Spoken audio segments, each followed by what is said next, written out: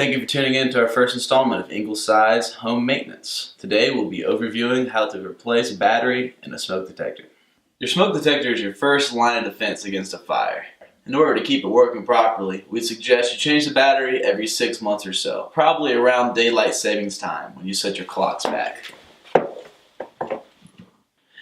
Generally, a smoke detector will unscrew from its mount. From there, it's easy as lifting the cover,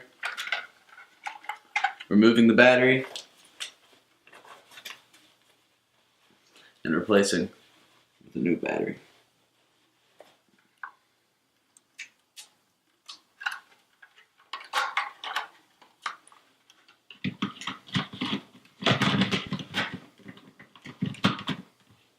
We encourage you to test your smoke detector monthly.